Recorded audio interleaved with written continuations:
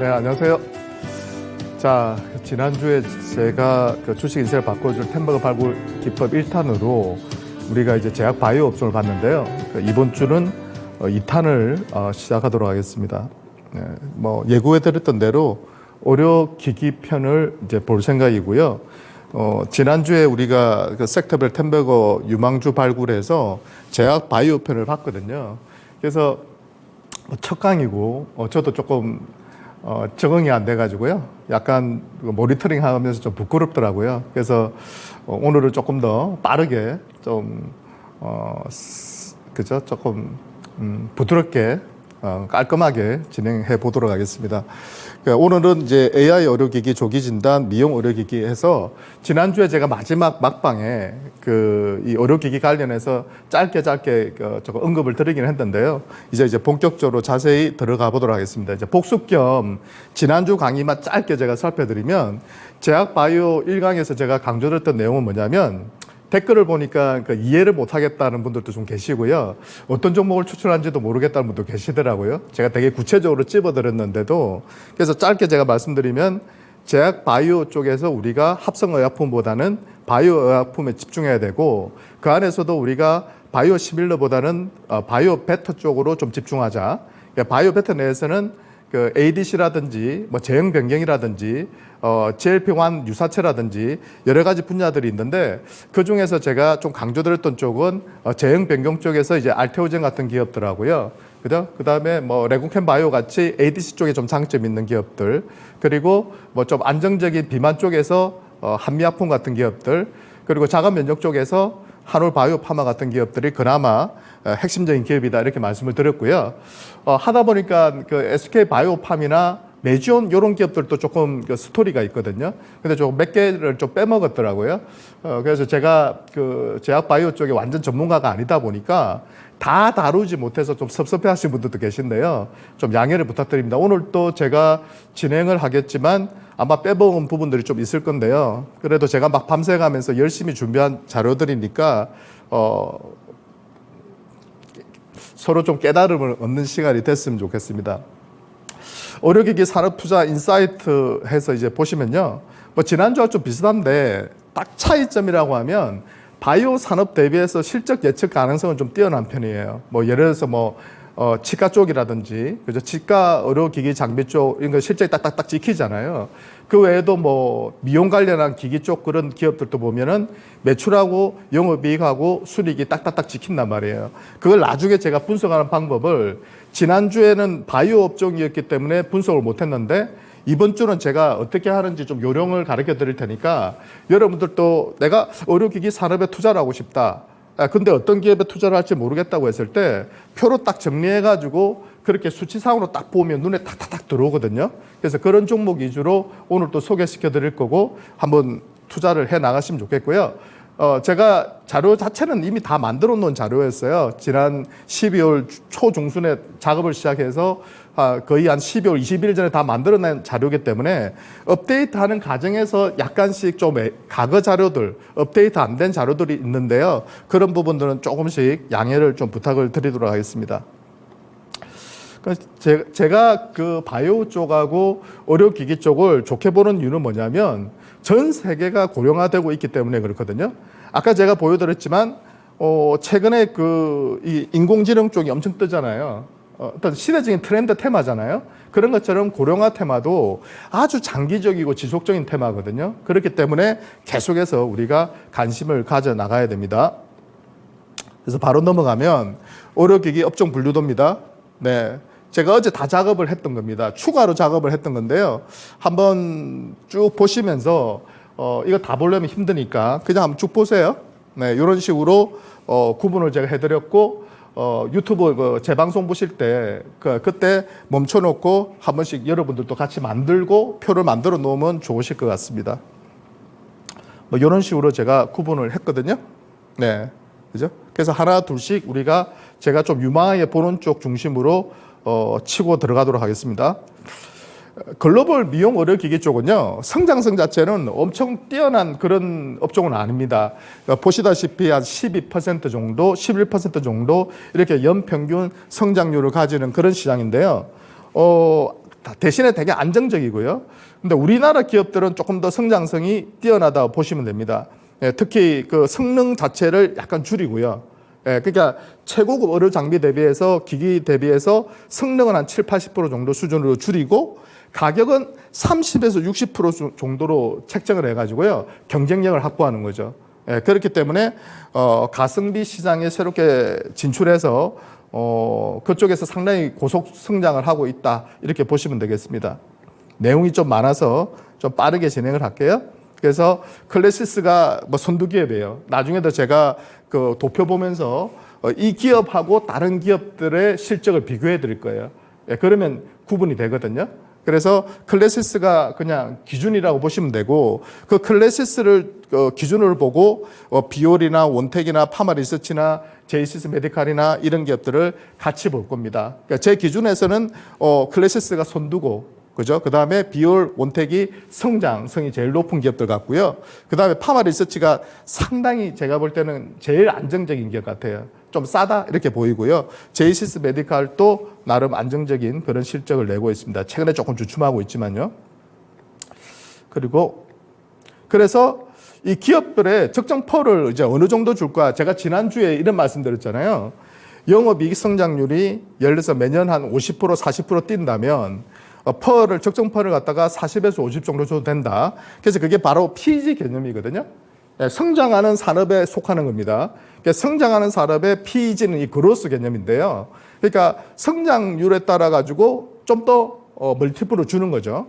그래서 이 대부분의 진단 기업이나 이런 의료기기 장비 기업들은 좀 멀티플을 많이 받아요. 프리미엄을. 그래서 뭐 적게는 뭐 한 20몇 배, 많게는 한 3, 40배 이상씩 받거든요. 그래서 그런 걸 염두에 두고 여러분들이 투자를 해 나가면 될 것 같습니다. 그래서 국내 의료기기 산업 평균 적정퍼 해가지고요. 뭐 20, 15, 20, 15, 25. 요새는 이제 피부 미용 산업 평균이 한 25배 정도 받는다. 그래서 제가 아까 말했던 그 클래시스가 평균적으로 퍼를 한 25배 전후로 받더라고요. 그러니까 요걸 기준으로 해서 예를 들어서 클래시스보다 좀 좋은 기업이면 조금 더 퍼를 줄 수 있고요. 클래시스보다 약간 뭐 성장성이 떨어지거나 실적이 안 좋은 기업이라면 한 20배, 그죠? 그 정도로 낮춰서 줄 수 있겠죠. 요거는 이제 주요 의료기기 업체 월별 품목별 수출 데이터인데요. 괜찮은 기업들 위주로 제가 빨간 박스를 쳤는데요. 휴젤, 멘티움, 클래시스 뭐 중요한 건 아닙니다. 요거는 그냥 참고만 하시면 되고요. 이게 나와 있는 사이트가 있더라고요. 그래서 찾아가지고 여러분들도 매번 보시면은 도움이 많이 될 것 같습니다. 그러니까 이런 거예요. 그 실적이 좀 주춤하다가요. 다시 4분기부터 좀 살아나고 있는 추이다. 이렇게 예상을 하시면 될 것 같고요. 주요 기업 컨센서스 영업이익 추이도 마찬가지인데요. 보시면은 저거 검정선이 지금 올해의 지금 영업이익 추이입니다. 밑에 있는 선이 작년도의 그 영업이익 추이인데요. 보시다시피 대부분의 기업들이 올해 실적이 대폭 성장된다는 것을 보여주고 있습니다. 그렇기 때문에 의료기기 업종에 대해서도 올해는 계속 관심을 둬야 돼요. 뭐 대부분 다 좋아지고 있습니다. 자, 그리고 글로벌 의료 AI 시장 추이 및 전망 폭발적인 성장을 하고 있죠. 46.2%. 네, 그죠? 개인적으로는 그 AI가 진짜 모든 영역으로 다 지금 확산되고 있잖아요. 저는 좀 빨라가지고 제 기억에는 제가 토마토 투자자문을 그만두기 전이니까 그때 2017년도, 18년도 그때 제가 항상 제가 그 아카데미나 회원분들에게 얘기했던 내용이 뭐냐면 4차 산업혁명이라는 게 따로 있는 게 아니라 모든 디바이스에 인공지능이 들어가는 것을 제가 4차 산업혁명이라고 그랬거든요. 근데 제가 너무 빨리 앞서가가지고 그 당시에 그 관련주들 되게 투자를 많이 했었어요. 지금 기억에 뭐 2차 전지도 마찬가지였고 전기차도 좀 너무 빨리 투자를 했었고 이 인공지능 쪽도 마찬가지였는데 그때는 그 AI 쪽은 의료 AI 쪽은 상당히 정말 거의 첫걸음도 아니고 거의 뭐 주식시장에서 관련주를 찾기가 힘들 정도였거든요. 근데 지금은 이제 이런 AI 의료 관련 기업들이 나오기 시작하는 거죠. 뭐 루닛을 비롯해서 많은 기업들이 탄생을 하고 있고 개인적으로도 관심이 되게 많아요. 왜? 성공 가능성이 그래도 좀 높지 않나.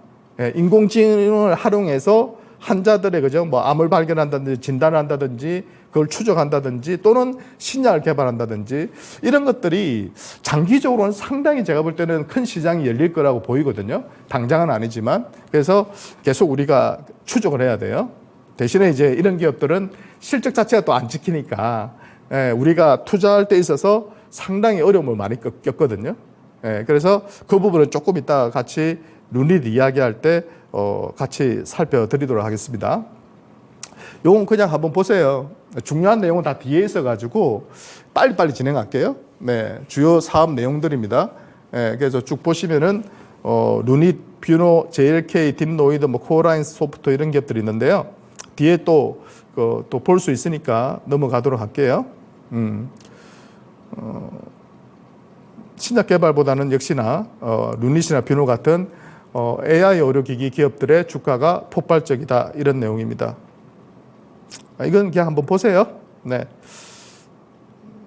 유튜브를 활용하셔서 보시면 됩니다.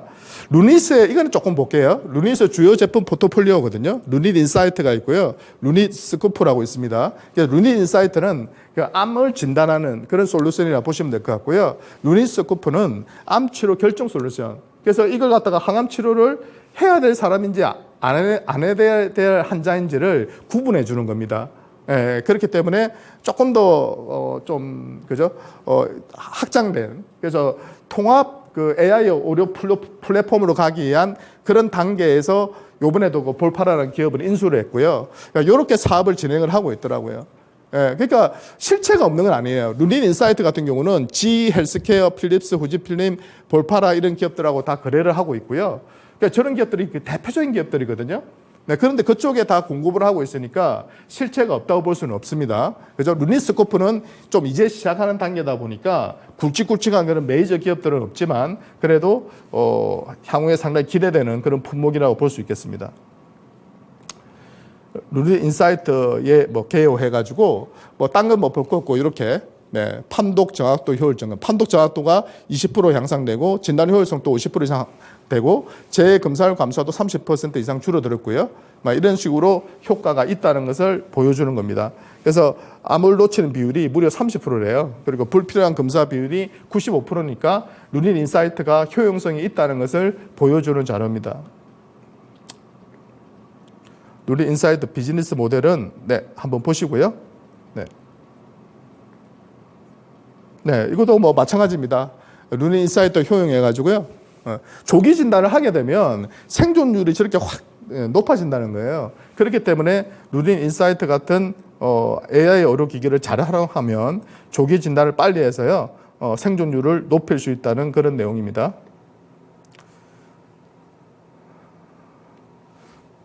네. 근데 이제 제가 이제 봤을 때, 요게 이제 경쟁업체거든요.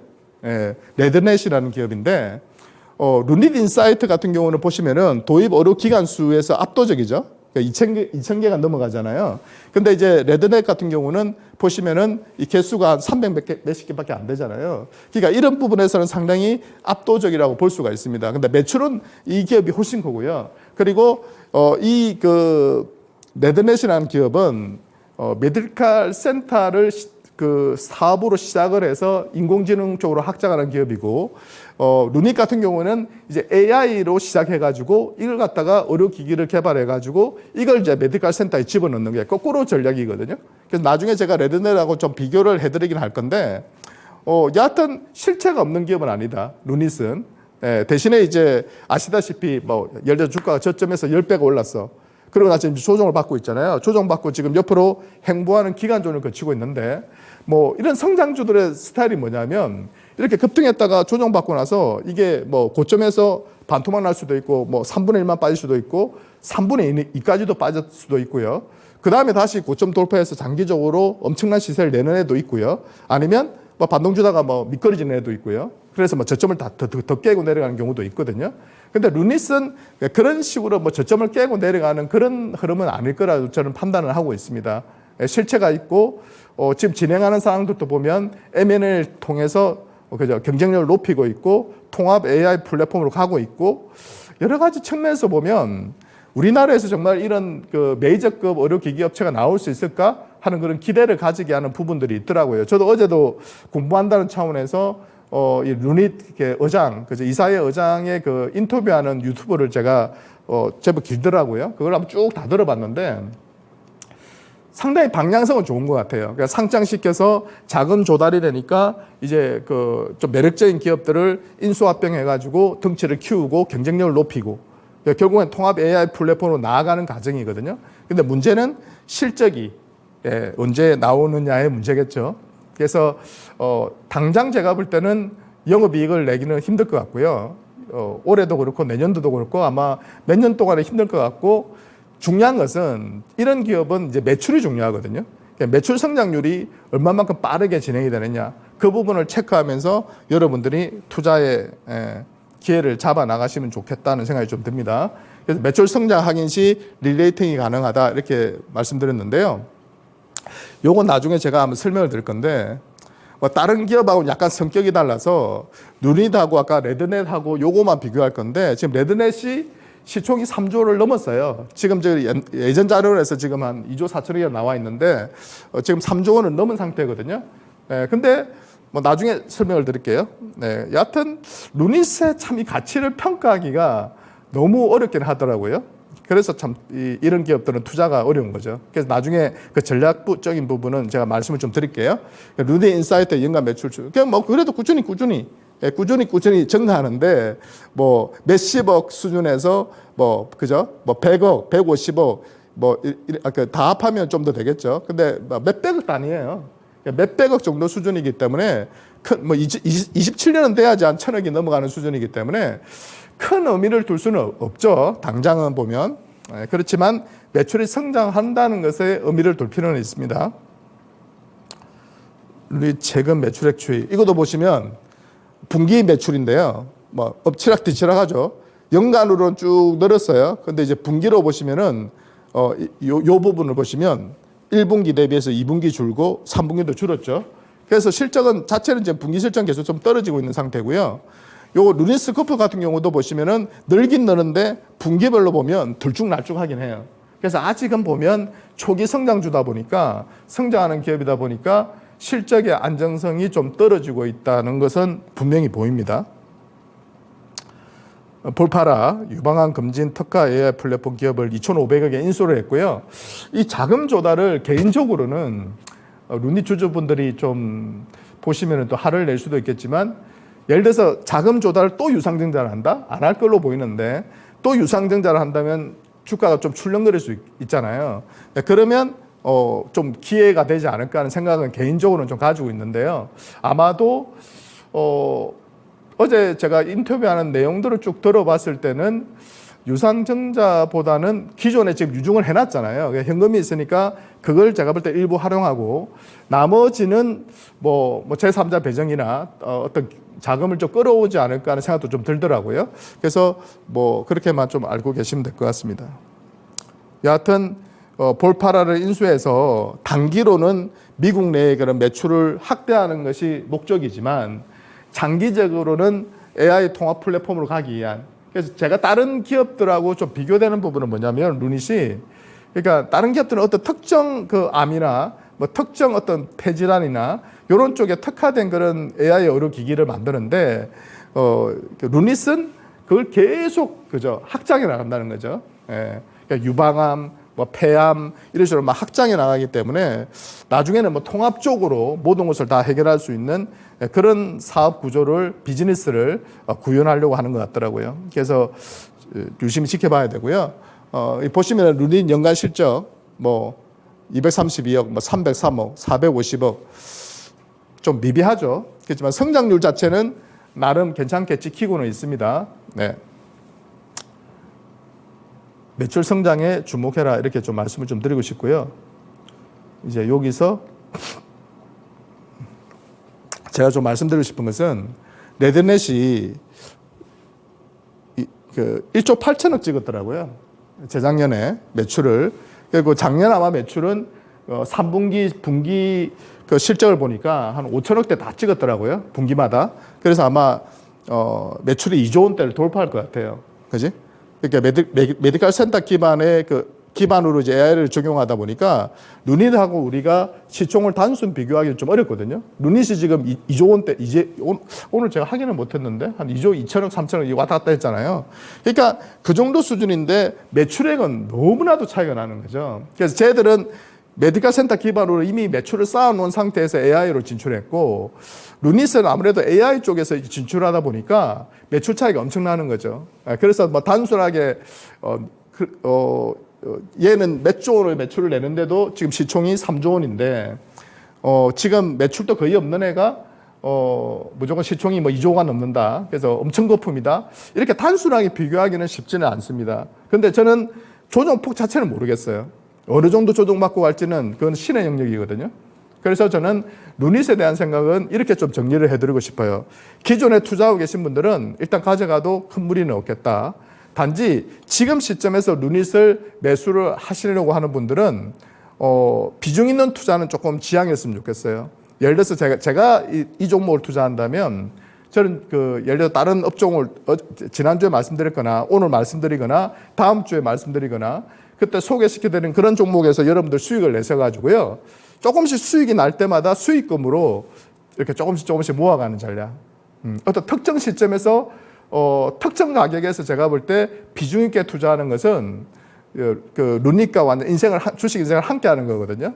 네, 그런 투자보다는 개인적으로 좋은 기업들이 많으니까 좀 섞어서 이렇게 포트폴리오 구성해서 투자하시다가 나중에 좀 수익이 났을 때 요렇게 그 초성장주들은 요렇게 조금씩 모아가는 그런 전략을 좀 추천드리고 싶어요. 네. 그 다음에 넘어가도록 하겠습니다. 뷰노. 네. 요거는 쭉 보시면 돼요. 네. 미 FDA 승인에 달려 있다는 거고요. 네. JLK도 마찬가지입니다. 네. 미 FDA 승인이 중요한 부분이고요. 디지털 치카 쪽은 제가 뭐 크게 말씀드릴 건 없어가지고 넘어가도록 하겠습니다. 뭐 나쁘다는 건 아닌데 일단 넘어가도록 할게요. 자, 분야별 주요 의료기기 업체 정리. 네. 이상하게 됐네. 다 이게 진하게 돼버렸네요. 제가 좀 중요한 종목들은 더 진하게 했는데, 조금씩 보이긴 하네요. 네. 네. 자, 당뇨 쪽에서는 아이센스하고 이어플로가 있는데, 이제 아이센스는 이제 혈당 측정기 만드는 회사잖아요. 그래서 최근에는 이 웨어러블 패치 쪽으로도 사업을 확장하려고 하고 있고요. 이어플로는 아시다시피 이 웨어러블 패치 쪽 인슐린 주입하는 그 기기를 세계 두 번째로 이제 상용화 시켜가지고 메드토니사한테 인수까지 갔었죠. 근데 이게 인수가 파기되면서 저도 몇 년 전부터 계속 이오플로라는 종목 추천을 드렸던 기업이거든요. 근데 인수가 파기됨으로써 일단은 관심 종목에서 제외를 했고요. 그 다음에 아이센스는 뭐 실적 대비해서 주가 수준 자체가 나쁘진 않은데 개인적으로 다른 사업으로 확장을 해야 돼요. 근데 이 케어메드라는 이 웨어러블 패치 자체가 또 이어플로어의 특허하고 맞물려 있어가지고 이 부분이 어떻게 풀리는지를 우리가 체크할 필요가 있습니다. 그렇기 때문에 당뇨 쪽에 있는 기업들은 제가 추천 대상에서는 일단 제외를 했고요. 그 다음에 메디컬 에스테틱 쪽, 이쪽은 좀 중요합니다. 대표적인 기업이 아까 말씀드렸듯이 클래시스라는 기업이 있고요. 그 다음에 비올이라는 기업이 있고 온텍, 파마리서치 요 정도 제가 좀 진하게 말씀을 좀 드렸고요. 그 다음에 이제 보토스 쪽으로 넘어오면 메디톡스, 휴젤 이런 기업들. 그리고 공부하다 보니까 TNL이라는 기업이 있거든요. TNL. 예, TNL이라는 기업이 있는데 저 기업 한번 여러분들 공부를 좀 해보셨으면 좋겠어요. 얘들은 패치를 만드는 그런 회사인데 상당히 실적 대비해서 주가 수준은 저렴하더라고요. 그래서 왜 그렇게 저평가를 받고 있는지 모르겠지만 여하튼 조금 있다가 대표적인 기업들은 제가 한번 봐드리도록 하겠습니다. 의료 AI 쪽에서는 루닛, 뷰노 뭐 이렇게 여러 기업들이 있는데요. 개인적으로는 굳이 투자를 한다면 저는 통합 AI 플랫폼으로 가는 루닛에 대해서 관심을 좀 둬야 되겠고요. 아까도 전략을 말씀드렸습니다. 저런 고성장주는 밑에서 잡아서는 상관없는데 저점에서 10배가 올랐잖아요. 10배 오르고 예를 들어서 20% 30% 조정받고 있는데 여기서 다시 급 드라이브를 걸어서 날아간다? 급등한다? 그건 신의 영역이거든. 누구도 몰라요. 그죠? 예, 누구도 모르는 그런, 그러니까, 우리가 제어할 수 없는 투자는 극히 제한적으로 해야 되거든요. 그렇기 때문에 제가 수익 난 자금으로 일부씩은 투자할 수 있겠지만 어느 정도 조정폭을 주고 갈지를 모르기 때문에 나눠서 들어가야지 그나마 버티는 거지 특정 시점에 다 들어가 버리면 큰일 난단 말이에요. 네, 그것만 지켜주시면 좋으실 것 같고요. AI 신약 쪽은 지난주에 같이 그 바이오 할 때 같이 했어야 되는 건데 지금 당장은 제가 관심은 없습니다. 근데 저쪽 시장은 엄청 클 거라고는 생각을 합니다. 그렇기 때문에 관심을 두되 오늘은 제가 추천을 드리지는 않을 생각입니다.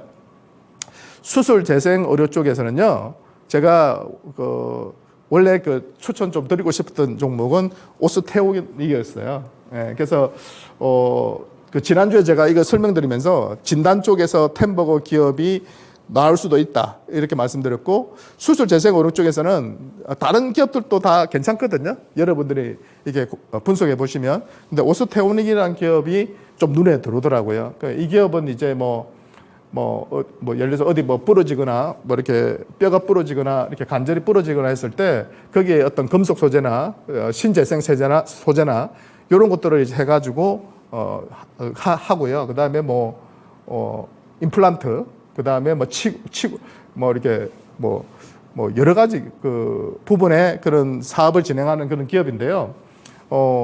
짐머라는 회사가 있더라고요.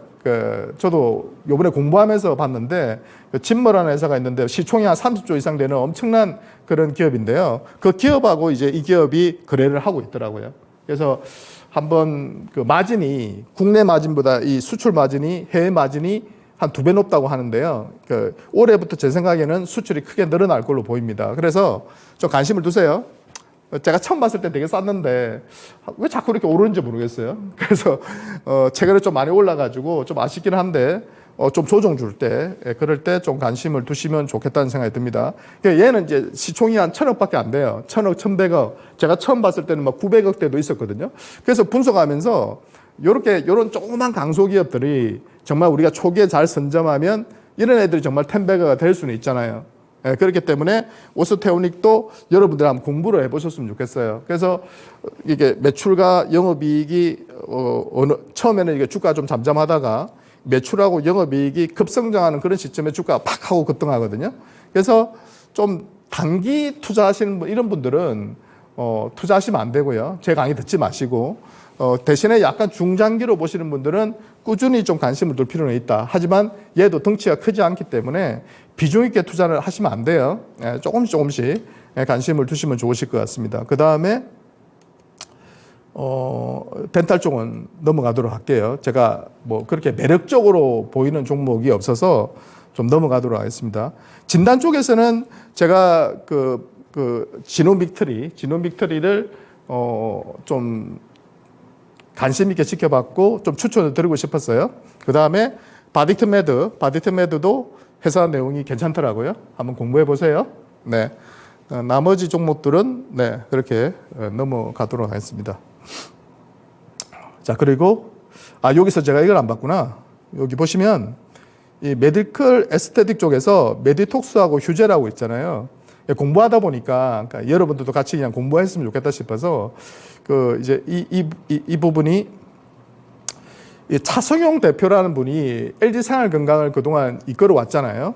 이분이 이제 2005년도에 대표 취임해가지고 LG 생활건강 주가가 이렇게 드라마틱하게 올랐습니다. 와, 정말 대단하더라고요. 네, 이 몇 배가 오른 거야?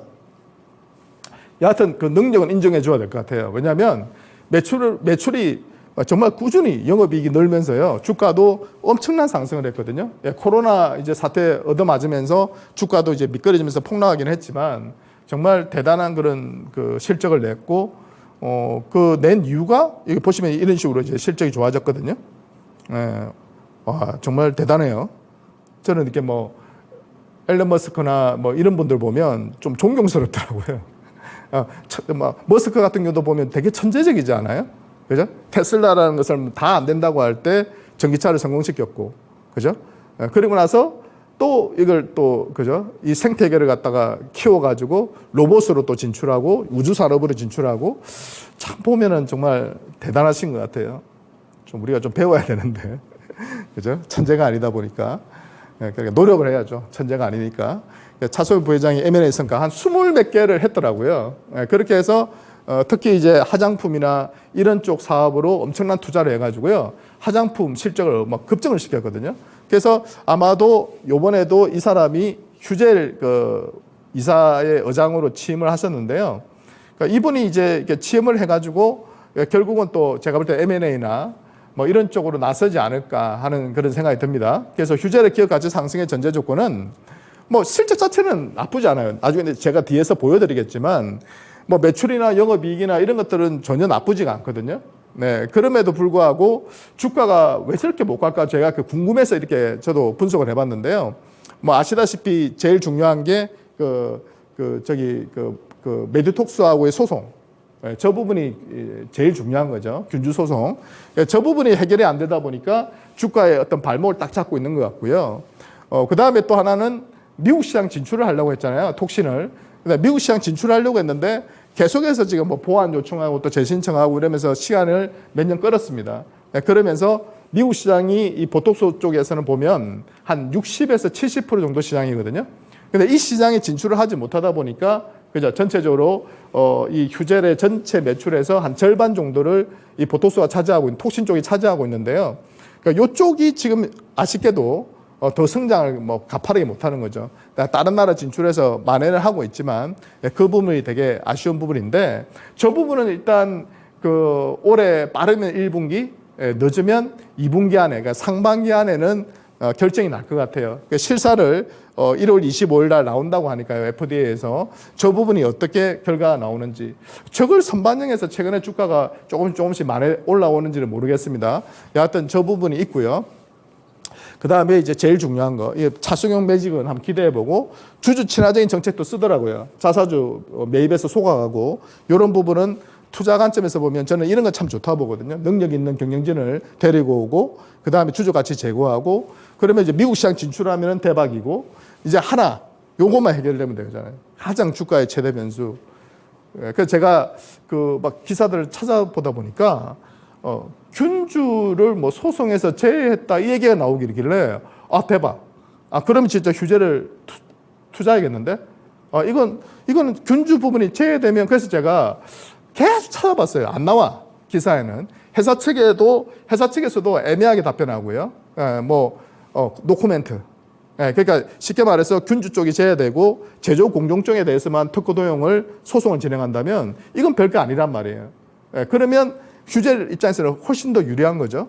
근데 여기에 대해서 정확한 답변을 유보하고 있는 상태거든요. 노코멘트 하고 있는데 제가 어제 밤에 계속 자료들을 찾다 보니까 12월 달에 녹취록 이제 저쪽 변호사하고 휴젤 측 변호사하고 저쪽 메디톡스 쪽 대표하고의 녹취록을 해석을 영어를 갖다가 해석해 놓은 자료들을 제가 블로그에서 쫙 찾아가지고 읽어봤는데요.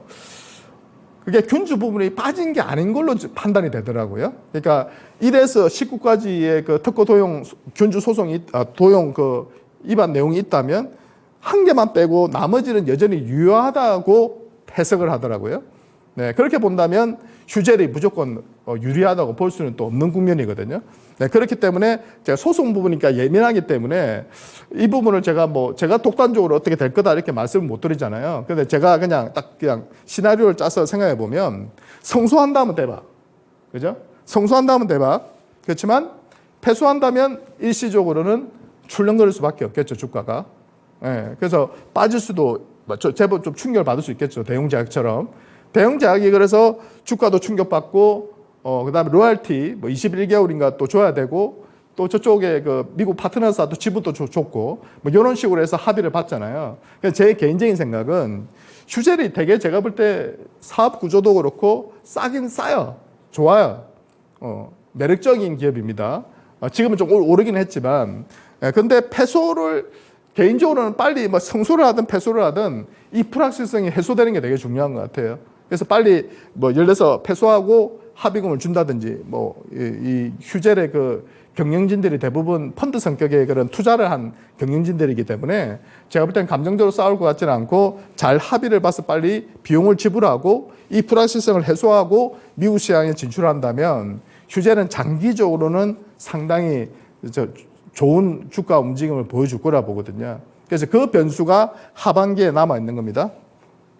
그래서 이거는 제가 그러면 이제 예를 들어서 휴젤한테 메디톡스가 이긴다면 당연히 주가는 메디톡스도 더 오를 것 같고요. 그다음에 진다면 당연히 메디톡스가 주가 충격받겠는데 제가 봤을 때는 메디톡스도 나쁘지 않을 거는 같아요. 예. 제가 공부해 본 바로는 메디톡스 나쁘지 않고 특히 제가 메디톡스를 나쁘게 안 보는 이유는 뭐냐면 얘들이 얘들이 죄송합니다. 이 메디톡스에서 미국 시장 진출을 또 시도를 하고 있거든요. 예. 시도를 하고 있는데 그게 비동물성이고요. 그 다음에 액상형. 그렇기 때문에 경쟁력이 있다는 거예요. 그러니까 미국 시장의 그 톡신 시장을 분석을 해보니까 그 1등 기업이 거의 다 먹고 있더라고요. 나머지 2등이 신규 기업이 진입했는데 이 기업이 바로 2등으로 올라올 정도로 2등, 3등, 4등은 제가 볼 때 미비하고요. 1등 그 이름을 제가 까먹었네. 그 1등 되게 유명한 회사인데 그 1등이 거의 다 먹고 있더라고요. 네. 근데 다른 기업들이 들어와도 이게 공고하게 지켜지는 이유가 비슷한 제품을 들고 들어오니까. 근데 이제 메디톡스는 아까 말했잖아요. 비동물성에다가 액상형. 기존에는 이제 액상형이 아니다 보니까 이걸 갖다가 이렇게 물에 타가지고요. 용량을 갖다 속이는 거예요. 적정 용량을 넣지 않고 자꾸 속이다 보니까 거기에서 불신이 되게 많았는데 액상형은 그냥 딱 해서 탁 바로 그냥 이렇게 주입하는 거기 때문에 그런 부분에서 경쟁력이 있을 거라 보더라고요. 근데 저는 톡신 쪽은 괜찮은데 엄청 매력적인 시장 같지는 않습니다. 그리고 어느 쪽이 이길지 아직은 결정이 또 안 나다 보니까 투자를 결정하는 데 있어서는 조금은 답답하다. 이렇게 말씀을 드릴 수 있겠죠. 자, 오늘은 여기가 좀 중요한데 지난주에는 제가 그 바이오 쪽이라서 이걸 제가 설명을 못 드렸거든요. 이걸 제가 그 지난주에 다 최신 자료로 다 기입을 한 거예요. 네, 박수. 기입을 한 건데요. 제가 왜 이걸 보여드리냐면, 지난주에도 제가 잠시 보여드렸는데, 꼭 이 작업을 하셔야 돼요. 내가 진짜 나홀로 서기를 하고 싶다면, 내가 어떤 기준을 잡고 투자를 하고 싶다면, 귀찮더라도 분기 단위로만 하면 되거든요. 그러니까 이 작업을 꼭 하셔가지고, 어느 종목이 싼지를 여러분도 스스로 결정해야지, 방송에서 제 같은 사람이 나와서 이 종목 사세요, 저 종목 사세요, 어려기 기업 중에서 제가 저 종목을 사라 그러네? 근데 여러분에서 딱 기준이 잡혀 있으면, 저 인간 공부 안 하는 인간이네? 쟤 좀 공부 좀 하는데? 이렇게 여러분 스스로가 판단해야 되거든, 주식 투자라는 것은. 남이 해주는 게 아니라니까. 그러니까 꼭 이 작업을 하시는데, 반도체든 2차 전지든 배터리든 나머지 대부분의 제조업은 이 방식으로 걸러집니다. 그냥 해볼게요. 클래시스가 제가 아까 기준이라고 했잖아요. 그래서 요렇게 보면, 제가 아카데미 진행할 때는 다 작업을 하는데 이걸 계산기로 다 두들겨야 돼요. 매출액 성장률, 영업이익 성장률, 영업이익률 다 두들겨야 되니까 제가 이거는 작업을 못했어요. 그렇지만 앞에 그 작업을 한 다음에 한번 쭉 보시면서 이거 괜찮은데? 매출액 영업이익만 늘고 있는데? 이 매력적인데? 보니까 영업이익률도 좋은 것 같은데? 근데 왜 이렇게 싸? 시총이? 이런 식으로 하면서 나름 유망한 종목들을 또 걸러내는 거야. 걸러내가지고 이렇게 해가지고요. 매출액 성장률, 영업이익 성장률, 영업이익률, 그 다음에 수급도 좀 보세요. 차트도. 그 다음에 스토리, 시총, 순위. 요 작업을 꼭 해야 돼요. 아시겠죠? 근데 요렇게 보면, 왜 요렇게만 보면 헷갈리는 게 나이도 드시고 눈도 좀 심심하신데 요렇게만 보면 눈에 안 들어오거든. 근데 아까 그 뒤에 그 작업을 딱 해버리면, 얘가 1년 동안 매출액 성장률이 이만큼 됐고, 영업이익 성장이 이만큼 됐고, 영업이익률이 이렇게 되고, 그게 다른 게 다 비교가 되는 거야. 얘는 영업이익률이 50%네? 그래서 얘가 시총이 이렇게 높게 받는 거구나. 얘는 영업이익률이 한 40이네, 30이네, 20이네. 얘는 영업이익률이 너무 낮으니까 이렇게 저평가를 받고 있는구나. 이런 것들이 다 드러나거든요. 그렇기 때문에 클래시스 같은 경우도 보시면 왜 이렇게 시총이 높을까요? 제가 이 얘기를 꼭 하고 싶더라고요. 파마 리서치하고 제가 비교를 해드리려고 그랬거든요. 예, 한번 보세요. 클래시스하고, 클래시스가 1418억, 1800, 뭐 얼마, 1800억대, 2200억대, 이렇게 성장했어요. 파마 리서치는 어때요? 2022년도에는 매출이 더 많았어요. 그리고 23년도에도 보면 매출이 더 많았어요. 예, 매출은 더 많아. 그죠? 이익을 한번 볼게요. 688, 948, 1198. 그리고 파마 리서치는 거의 비슷해요. 그죠? 거의 비슷하죠. 근데 시총 차이 한번 보세요. 2조 4천억. 이거 제가 지난주 주말 기준으로 시총을 계산한 겁니다. 1조 원이거든요. 1조 1천억 정도. 근데, 아니, 아무리 매출도 많고, 영업이익도 거의 비슷하고, 그 매출이 많은데 영업이익이 비슷하다는 것은 클래시스 대비해서 파마 리서치가 영업이익률이 좋지는 않다는 뜻이잖아요. 그죠? 근데 영업이익률이 제가 너무 좋은 거지. 클래시스가 50% 이렇게 나오는 거잖아요. 근데 파마 리서치도 나쁘진 않거든. 한 30% 이상은 되거든요. 평균적으로 보면. 그런데 이렇게 차이나? 그죠? 그러면 이제 딱 머리에서 투자 아이디어가 떠오르는 거예요. 아, 내가 지금 클래시스를 사야 되나? 파마 리서치를 사야 되나? 제가 같았으면 저는 파마 리서치를 사요. 그 말씀을 드리려고 박스를 쳐놓은 거고요. 비올이라는 회사는 그러면 보세요. 무려 얘도 5,460억입니다. 그죠? 펄을 안 보시면 낮지는 않아요. 낮지는 않은데 뭐 올해 같은 경우는 작년 같은 경우는 25배 가까이 되니까 올해 실적 대비해서 이제 18배니까 그렇게 비싸지는 않은 것 같아요. 내년 실적으로 본다면 올해 실적으로 본다면. 근데 비올의 그 장점은 뭔 것 같아요? 비올의 장점은 비올이 왜 저렇게 그래도 나름 주가도 좀 괜찮았고요. 상당히 괜찮았잖아요, 작년에. 그리고 되게 주목받는 기업인 이유가 뭘 것 같아요? 이렇게 보시면 이렇게 보면 그게 눈에 안 들어온다고. 그래서 뒤에 이 작업을 하면 눈에 탁 들어오는데 이렇게 보면 일일이 봐야 되잖아요. 그죠? 근데 대충 봐도 300억에서 453억? 네. 50%가 매출이 는 겁니다. 매출이 2022년도에 311억에서 450억, 거의 한 50%는 거잖아요. 그 다음에 또 220억 늘었어요. 또 거의 50% 가까이 매출이 늘었습니다. 영업이익 같은 경우도 보면 뭐 거의 더블로 작년에 늘었고요. 올해도, 장난 아니죠. 뭐 50%보다 훨씬 더 훌쩍 넘어서는 그런 영업이익 그 성장률을 보여주고 있거든요. 저런 게 매력적인 거거든요. 그죠? 그러니까 예를 들어서 내가 투자 성향이 좀 안정적인 투자 스타일을 좋아해. 그러면 투자를 좋아해. 그러면 파마 리서치 같은 기업이 저는 개인적으로 괜찮은 것 같고요. 약간 나는 공격적이야. 이러면 이제 비올이나 이런 기업도 괜찮아요. 그리고 온텍이나 또 다른 기업들을 같이 한번 비교를 해보시는 거예요. 오케이? 바이오 플러스라는 기업 저 밑에 있는데 저 기업도 제가 예전에 좀 관심이 많이 좀 있었거든요. 의료기기 공부하면서. 근데 뭐 중국 시장 진출이 너무 더뎌요. 중국 시장만 뚫리면 저 기업도 제가 볼 때는 상당히 오를 수 있는 여지가 있는 기업인데 중국이 참 그 사업하기가 쉽지가 않은 것 같습니다. 된다 하면서도 계속 딜레이 되면서 주가가 크게 못 오르고 있는 그런 상태입니다.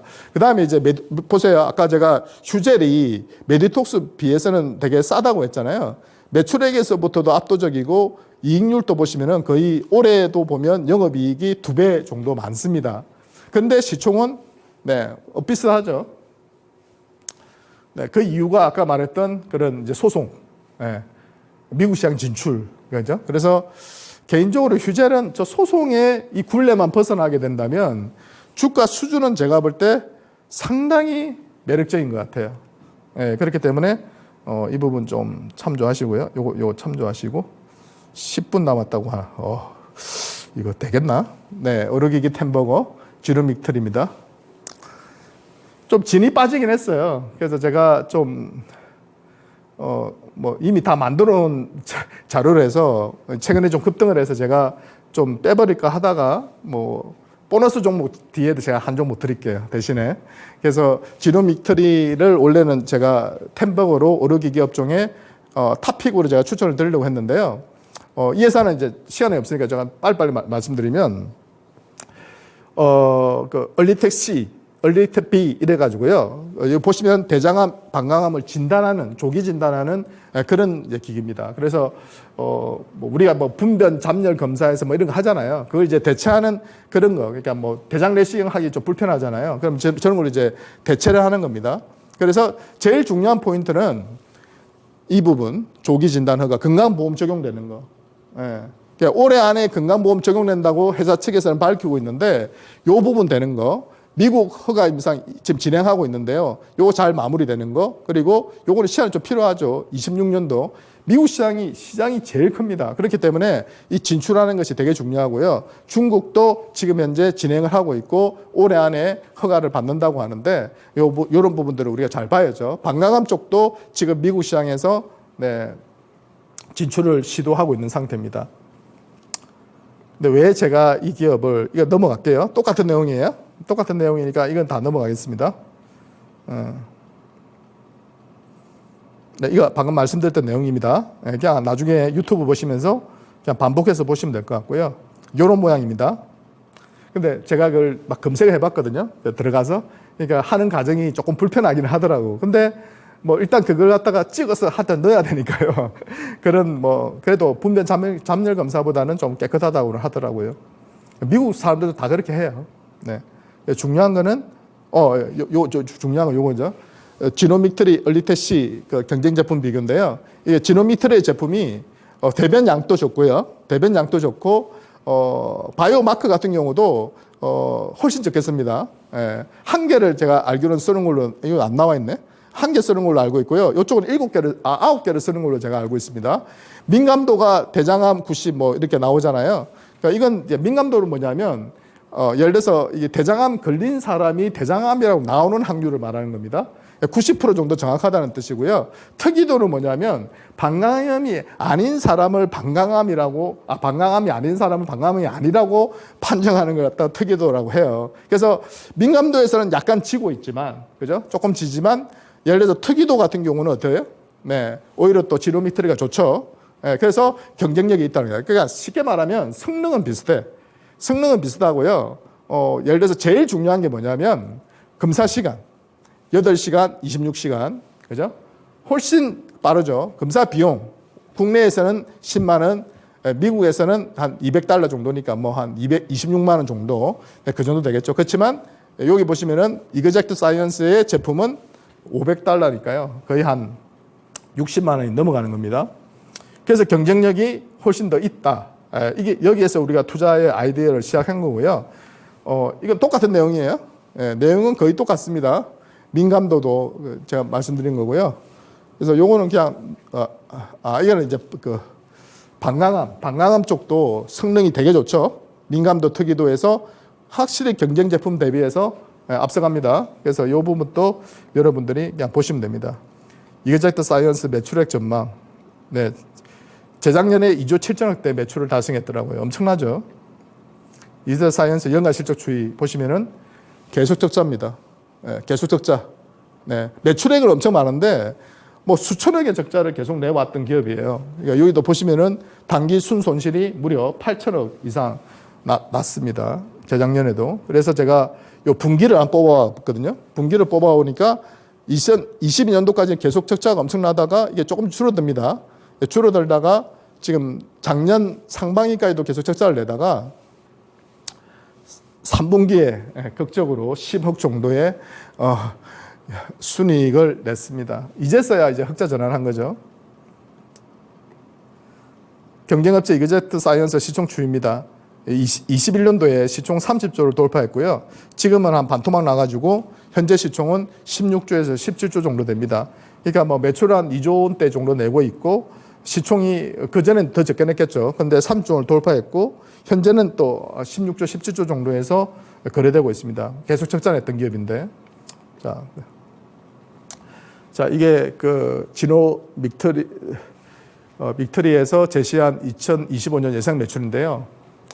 개인적으로는 약간 장밋빛 전망이라고 저는 생각을 하는데, 이제 건강보험을 적용된다면 얼리텍시가 국내에서 한 1,700억 전후에 그런 매출을 낼 거라고 보고 있고요.